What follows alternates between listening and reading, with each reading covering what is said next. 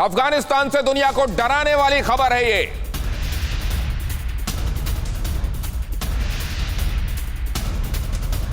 पाकिस्तान के हाथ लगा अफगान का सीक्रेट डेटा। 3 प्लेन में भरकर गोपनीय दस्तावेज साथ ले गई आईएसआई। कॉन्फिडेंशियल डेटा में दुनिया भर के रिकॉर्ड्स।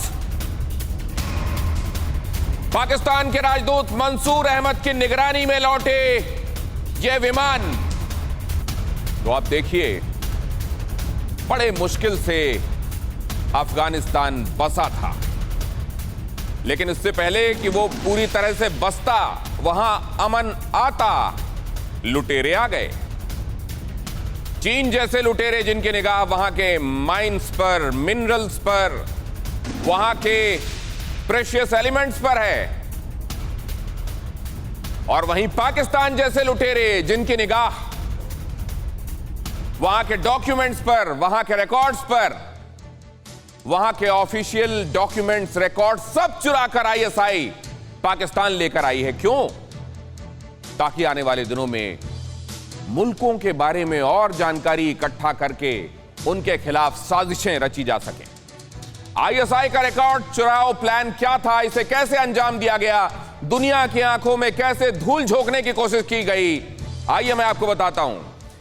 ये जो आपको प्लेन नजर आ रहे हैं, पहले तो आप इस चेहरे को देख लीजिए, जिसके बारे में अमेरिका में पेंटागन के एक पूर्व अधिकारी ने यह कहा है कि इसे अब आतंकवादी घोषित किया जाए। फैज हमीद, आईएसआई चीफ, जिसके बारे में अब पेंटागन का एक पूर्व अधिकारी यह कहता है कि इसने जो काम किया है उसके लिए तो इसको वैश्विक आतंकवादी घोषित किया जाना चाहिए। बहरहाल मैं इस पर आऊं, उससे पहले ये प्लेन देखिए। ये पहला, दूसरा और तीसरा प्लेन जो आपको दिखाई दे रहे हैं, ये प्लेन भेजे गए थे अफगानिस्तान, और यहां जाकर इनको राहत सामग्री पहुंचानी थी। वॉर टॉर्न अफगानिस्तान, वहां लोगों को हर तरीके से राहत की जरूरत है।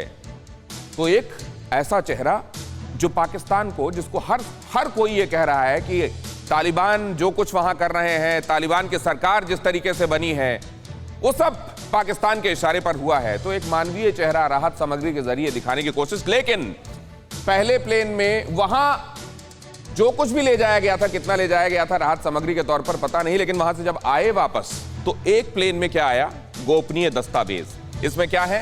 अफगानियों की डिटेल्स है। कौन से अफगानी? जिन्होंने अमेरिका की मदद की। किस चीज में मदद की? वहां सरकार बनाने, चलाने और वहां व्यवस्था कायम करने में अमेरिका के जो साथी थे उनकी डिटेल्स लेकर ही आया। दूसरे प्लेन ने भी राहत सामग्री उतारी और पाकिस्तान को राहत पहुंचाने वाली सामग्री लेकर वो भी आया। हार्ड डिस्क, अमेरिकी सैनिकों के रिकॉर्ड इसमें मौजूद थे। अमेरिकी सैनिक कब कब कितने भेजे गए, उनके साथ क्या इक्विपमेंट्स भेजे गए, इनके साथ और क्या प्लानिंग की स्ट्रैटेजी के साथ ये भेजे गए थे, कितने दिनों तक वहां रुकना था, अमेरिका क्या सोच रख रहा था इनको लेकर, और अब अमेरिका ने क्या सोचा जब इनको रिट्रीव किया गया, हर जानकारी।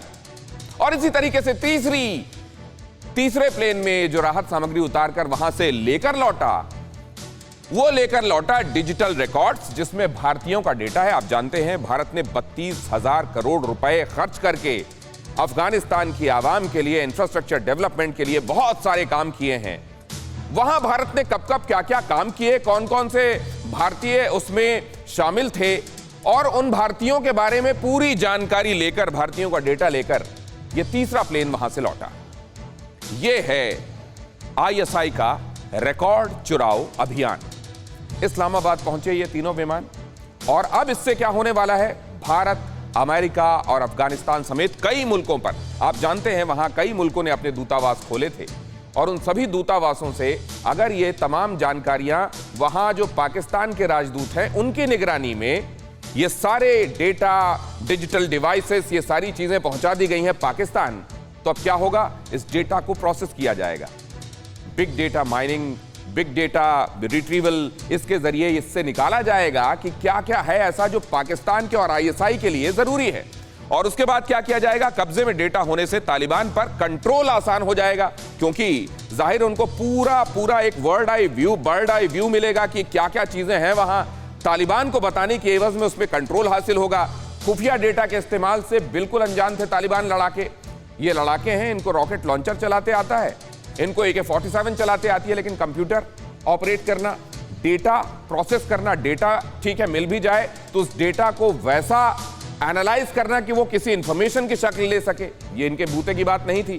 ये लेकर यहां आ गए, अब डेटा दिया जाएगा, उस डेटा से प्रोसेस जो इंफॉर्मेशन होगी वो अफगानिस्तान को, तालिबान को दी जाएगी और उसके जरिए अपना काम कराया जाएगा।